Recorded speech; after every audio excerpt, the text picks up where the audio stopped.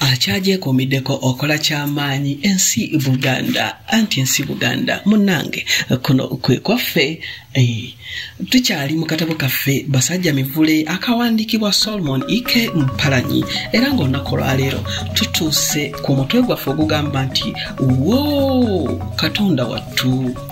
Omusawo eyalagula n'okujjanjaba ddiba yasala ensimbi nnyingi. Waliwo n'abasajja abalala ku kyalo ne mu maduuka emukono abaali babanja ddiba. Ensimbi ezo zonna yazeetungula omulundi gumu n'azisasula. Olwo ensimbi ze yali asimidde mu nju ku kikondo ky'ekitanda kye ne ziggwaawo zonna. Zirobola yalina siringi eziwera nga 5 naye olw'eŋŋendo z'emulago n'ebintu ebyagulibwa ku bulwadde bwa nnyinimu mukazi Wattu yali asigazza lwayi.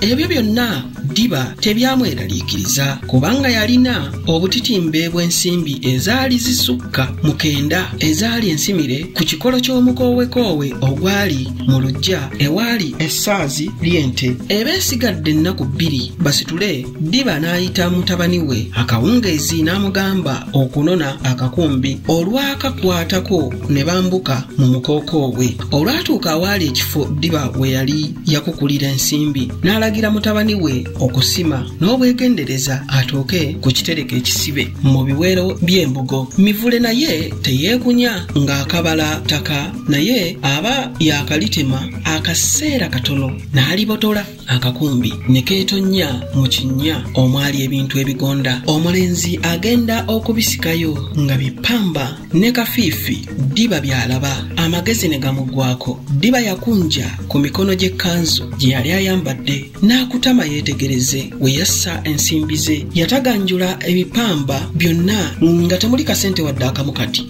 Ddiba yatema omulanga ogutagambika ogwakanga Mivule n'akakumbi ne kamuva mu ngalo ne kagwa. Ddiba yagenda mukungujjo nga yeetisse emikono ku mutwe agiteredde ddala mu kiwalaata wakati agenda akukkuluma nti Katonda Wattu. Bwe yatuuka mu nju n'akatema zirobola nti nnyabo zirobola. Bali babaana b'abaana abalituusa okukema gombe nga bagagga.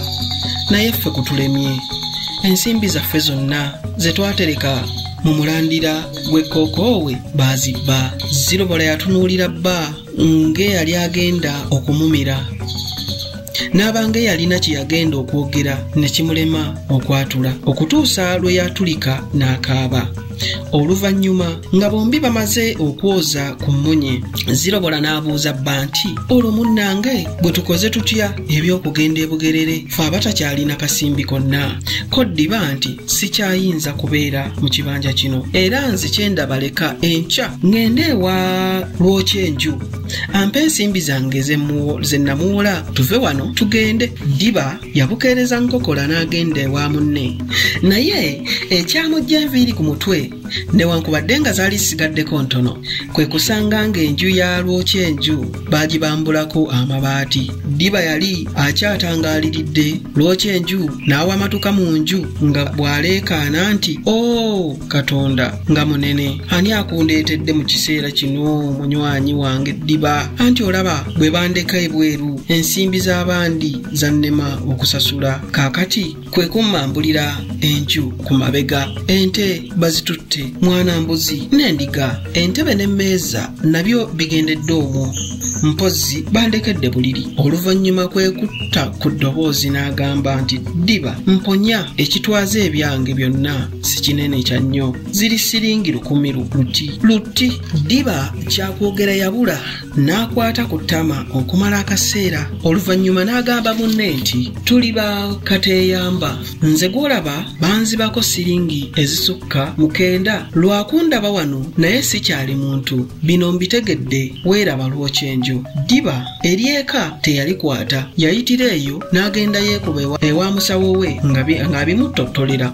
Oluvannyuma ng'asaba musawo agule ente ze asobole okuva ku mukono. Omusawo naye teyassaamu kantu ng'awa Ddiba nsimbi ng'agamba nti ente zange zindekere awo mu ssaazi we naazijja, anti munnange sijja kukusiibula kunsiibula yadde okuyitayo ng'osiba ebintu kubanga nnina emikolo egitanzikiriza ko ddiba nti ssebo okunsiibula n'okumperekera bintu bitono nnyo bw'osigala ng'otangirira eddogo liba nsimbira mu kibanja ne gye ŋŋenda nemba mirembe kyekisinga obulungi. Ebintu byonna baabisibira mu bbanga ttono liti era bwe byaggwa ddiba n'agenda ew'omuyindi mu maduuka emukono n'apangisaayo emmotoka eya loole kwe yatwalira abantu be n'ebintu bye byonna mu kulagaana okukkiriziganya nti okusitula kwali kwa mu nkoko embereberye naye okutikka ebintu nga kwa kawungeezi. Ab'oku kyalo tebaamanya kiseera ddiba kwe yali agenda kusitulira bw'atyo n'ava ku mukono nga talina gw'agambye nti gundi weeraba. Mivule yamala omwezi gumu ebugerere n'aleka nnyina n'ekitaawe nga beeweteredde balima ye n'adda ku kibuga okwepakasiza ensimbi. Ddala kituufu lw'okyenju lwe lulagannamu ekkubo ate nga n'olusala ekyayi luleka munywera kuyengeetana abanywanyi nanga siisukkeko wano kankwate eridde ekyaggwe ebyo n'ebisingako awo tubiddire mu kitundu kyaffe ekinaddako anti munnange ensi Buganda kuno okwe kwaffe.